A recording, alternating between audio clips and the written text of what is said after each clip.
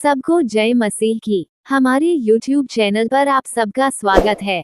प्रिय भाई और बहनों को, अगर आप हमारे चैनल पर नए हैं तो वीडियो को लाइक, शेयर और सब्सक्राइब जरूर करें। यदि आप इन गलतियां करते हैं तो प्रभु आपकी कभी प्रार्थना नहीं सुनेंगे। हेलो दोस्तों, कैसे हैं आप लोग? स्वागत करते हैं आज फिर से एक और नए वीडियो में। दोस्तों, आज हम आपको 5 ऐसी गलतियां बताने वाले हैं जो कि हर एक इंसान अपने जीवन में करता रहता है और कमेंट में पूछता है कि प्रभु हमारी आवश्यकताओं को पूरी नहीं करता, प्रभु हमें ये नहीं देता, प्रभु हमें वो नहीं देता। तो वो 5 गलतियां कौन सी है, आज हम इस वीडियो में जानेंगे। यदि आप इस वीडियो को पूरा देखते हैं, इस वीडियो को देखने के बाद आप इन सारी वचन को समझते हैं, तो डेफिनेटली है कि परमेश्वर आपकी जीवन में हर तरीके से आपकी इच्छाओं को पूरी जरूर करेगा। तो दोस्तों, बिना देरी किया हुए चलिए वीडियो को स्टार्ट करते हैं। तो दोस्तों, पहले नंबर पर है परमेश्वर की खोज करना। परमेश्वर की खोज करना क्या है? जब हम पढ़ने हैं मत्ती रचित समाचार अध्याय 6 के 33 में, तो इसमें प्रभु यीशु मसीह कहते हैं, इसलिए पहले तुम परमेश्वर के राज्य और धार्मिकता की उसे करो तो ये सब वस्तुएं तुम्हें मिल जाएगी। देखिए, परमेश्वर का राज्य क्या होता है। जब कोई व्यक्ति प्रभु यीशु पर विश्वास करता है, प्रभु यीशु पर विश्वास कैसे किया जाता है?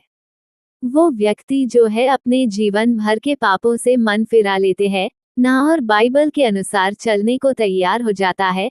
बाइबल के अनुसार वो अपना जीवन जीने लगता है, तो वो व्यक्ति क्या हो जाता है? परमेश्वर की राज्य का वारिस हो जाता है। ठीक है ना? आशा करता हूँ कि आप इस बात को समझ रहे होंगे। तो हमें ये समझना है कि परमेश्वर का राज्य आखिर क्या है।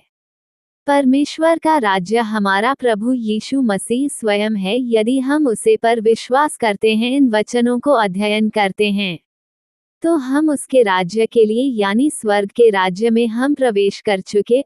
उससे व्यक्ति के लिए यहाँ वचन कहता है, इसलिए पहले तुम परमेश्वर के राज्य और धार्मिकता की खोज करो।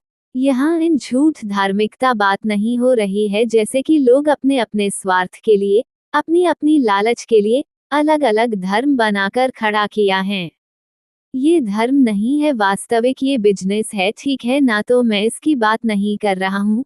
परमेश्वर की जो सच्ची धार्मिकता है, जो सही में लोगों का उद्धार करती है, उसका यहाँ पर बात हो रहा है कि प्रभु कहता है कि इसलिए पहले तुम परमेश्वर के राज्य और धार्मिकता की खोज करो तो ये सब वस्तुएं तुम्हें मिल जाएगी। तुम्हें क्या जरूर है?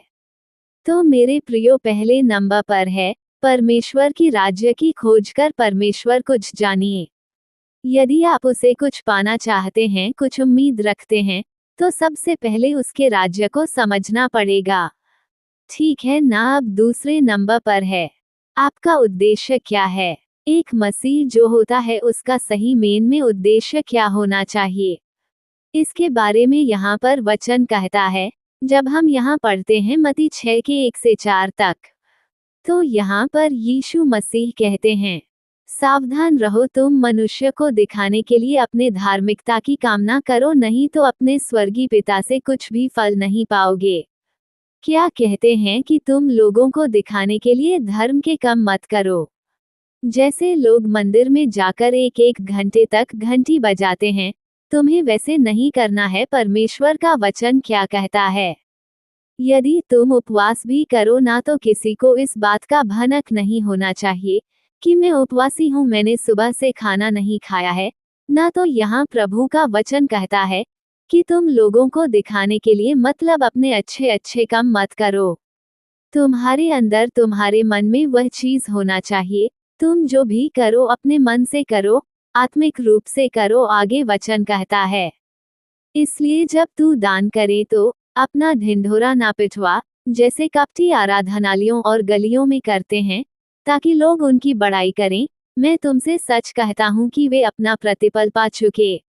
ठीक है ना मेरे प्रियो? हमारे वहाँ क्या होता है, अगर हम किसी को 10 रुपए दान देते हैं, तो माइक में अनाउंस करवाते हैं कि मैं 10 रुपए दान दे रहा हूँ इसे अगले व्यक्ति को। यदि आप किसी भिखारी की मदद करते हैं, तो उसके साथ सेल्फी लेते हैं, फोटो खींचवाते हैं कि मैं इस भिखारी की मदद कर रहा हूँ।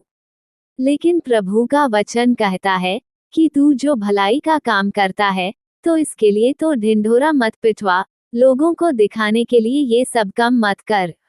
यहाँ वचन क्या कहता है कि इसलिए जब तू दान करे तो अपना ढिंढोरा ना पिटवा। ऐसे लोगों को यहाँ प्रभु का वचन क्या कहता है? युवक क्या है? वे कपटी है, उनके मन में जो है ना वो मन से बुरे हैं।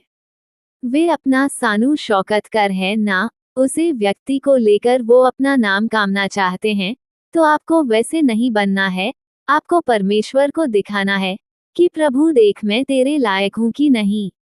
ये रिश्ता जो है ना, ये जो एक विश्वास का और परमेश्वर का रिश्ता जो होता है, या तो परमेश्वर जानता है उसके बीच का जो गहराई होता है, जो विश्वास होता है, या तो वो व्यक्ति जानता है। तो इसीलिए यहाँ प्रभु कहता है कि लोगों के सामने तू अपना ढिंढोरा मत पीट हुआ।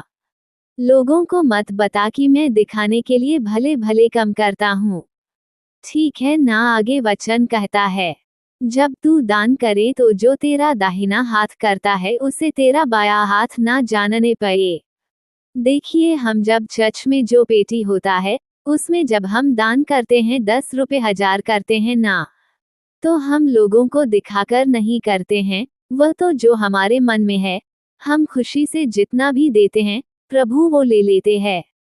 और हम जो देते हैं चर्च में, इससे तो मतलब चला है आखिर चर्च में कोई बाहर से अनुदान नहीं ना आता है।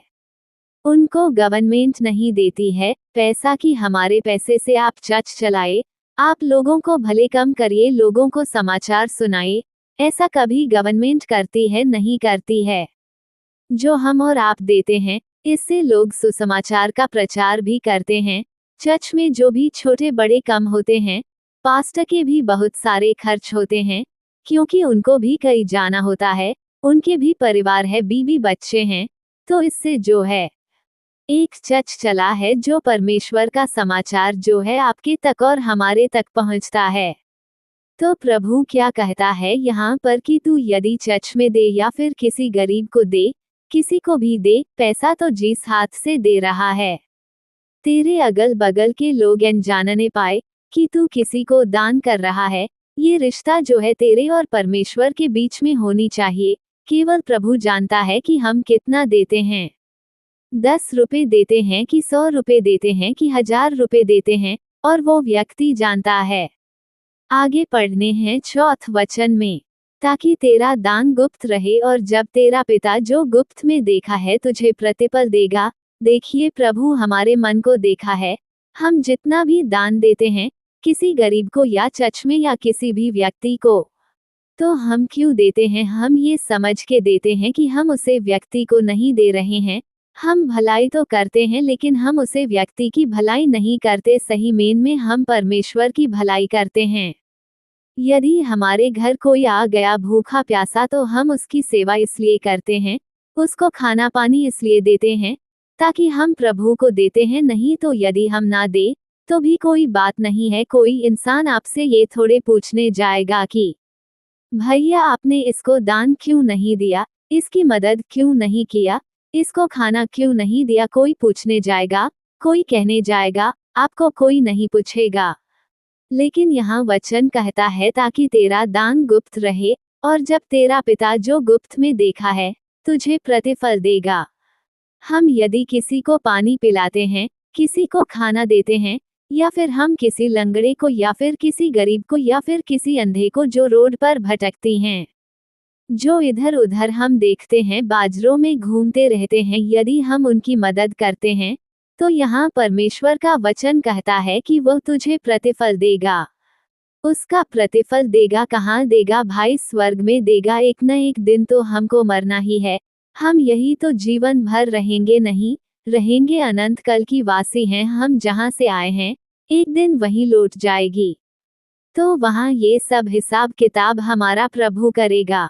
ठीक है ना। अब तीसरा है, मेरे प्रिय दूसरों को माफ करना। यहाँ जब मत्ती सुसमाचार 6 अध्याय की 14 से 15 पढ़ते हैं, तो यहाँ पर यीशु मसीह कहते हैं, इसलिए यदि तुम मनुष्य के अपराध क्षमा करोगे तो तुम्हारा स्वर्गीय पिता भी तुम्हें क्षमा करेगा।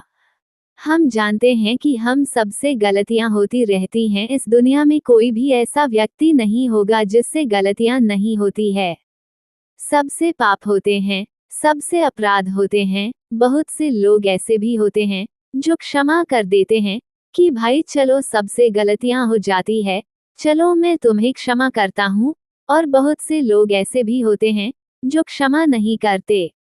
देखिए, परमेश्वर का वचन कहता है कि यदि कोई व्यक्ति आपसे सच्चे हृदय से यानी सच्चे मन से क्षमा मांगता है, यदि उसके अंदर आप पश्चाताप देखते हैं, उसके आंखों में जरूर देखते हैं, उसके अंदर मतलब दया देखते हैं, उसके अंदर रहम है, तो आप उसे व्यक्ति को क्षमा कर दीजिए। कितना भी बड़ा से बड़ा उसने गुनाह क्यों ना किया हो, उसका हिसाब किताब जो है परमेश्वर देख लगा। ठीक है ना? इसीलिए यहाँ प्रभु का वचन कहता है, और यदि तुम मनुष्य के अपराध क्षमा न करोगे, तो तुम्हारा पिता भी तुम्हारे अपराध क्षमा ना करेगा। इसलिए जरूरी है कि आप किसी भी व्यक्ति को क्षमा कर दीजिए। उसने अपने जीवन में कितना अच्छा किया है, कितना बड़ा किया है, आप जो है उसके न्यायकर्ता नहीं है, उसका न्याय परमेश्वर करेगा। अब मेरे प्रियो चौथा नंबर पर है, चिंता ना करना। जब हम यहाँ मती रचित सुसमाचार अध्याय 6 के 31 में पढ़ते हैं, तो यहाँ पर मुझे कहते हैं, इसलिए तुम चिंता करके या ना कहना कि हम क्या खाएंगे, या क्या पेंगे, या क्या पहनेगी। हमारा प्रभु कहता है कि इस दुनिया में बहुत सारे पशु पक्षी जानवर मनुष्य हैं, उन सबकी पेट कौन भरता है। आप देखते होंगे, आप जब खेत में फसल उगते हैं तो सबसे पहले आप क्या करते हैं, बीज गिरते हैं, धीरे धीरे वो बीज बड़ा होता है, उसमें फल आते हैं ना, तो आप उसको काट कर लाते हैं और घर पर खाते हैं। लेकिन आप कभी सोचते हैं कि वो बीज ऑटोमेटिक कैसे बड़ा हो रहा है, उसमें कैसे फले रहे हैं, कौन सी ऐसी शक्ति है जो उसमें कम कर रही है ना? तो हमारा प्रभु जो है सर्वशक्तिमान प्रभु है, सब कुछ वही करने वाला है। यदि वो चाहे तो मुर्दे को भी जिंदा कर सकता है, और किया भी है, क्योंकि वह अनंत है। उसकी शक्तियां जो है अनलिमिटेड है, लेकिन इंसान की जो पावर होता है, जो उसके सोचने समझना की क्षमता होती है, वो लिमिट होती है। परमेश्वर अनलिमिटेड है भाई, वह अद्भुत है, अलौकिक है, सर्वशक्तिमान है, वह कुछ भी कर सकता है। इसीलिए यहाँ वचन कहता है कि तुम चिंता करके या ना कहना कि हम क्या खाएंगे, या क्या पिएंगे, या क्या पहनेगी। प्रभु के पास एक नहीं हजारों रास्ता है, वो कहीं से भी आपको दे सकता है। लेकिन सबसे पहले आपको उसके राज्य की खोज करना पड़ेगा। अब 5वें नंबर पर है, दोस्तों दोष ना लगाना।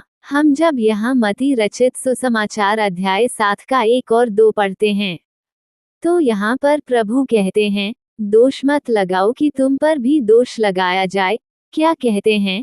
दोष मत लगाओ क्योंकि तुम पर भी दोष ना लगाया जाए।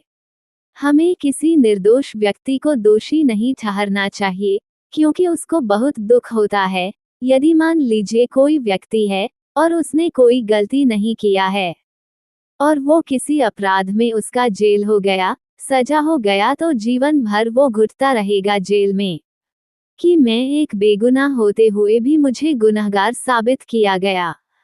तो इसलिए हम कहता है कि दोष मत लगाओ कि तुम पर भी दोस्त ना लगाया जाए। लेकिन मान लीजिए यदि कोई गुनहगार है, किसी ने सही में अपराध किया है, तो उसको सजा मिलनी चाहिए। यदि आपका भाई गलती करता है, तो आप उसको कह सकते हैं कि भाई तुम गलत कर रहे हो, उसको रास्ता दिखाने के लिए, उसको समझने के लिए, क्योंकि भाई सबको अधिकार होता है कहने का। हमारा भाई है तो हम कहेंगे, हम उसको डटेंगे, बोलेंगे कि तुम गलत रास्ते पर जा रहे हैं।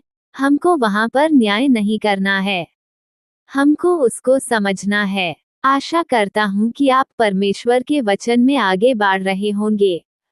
प्रभु आपको आशीष करें, आगे बढ़ाएं। आप हमेशा हंसते रहे, खिलने रहे, मुस्कुराते रहे। प्रभु यीशु मसीह के नाम से मांगते हैं।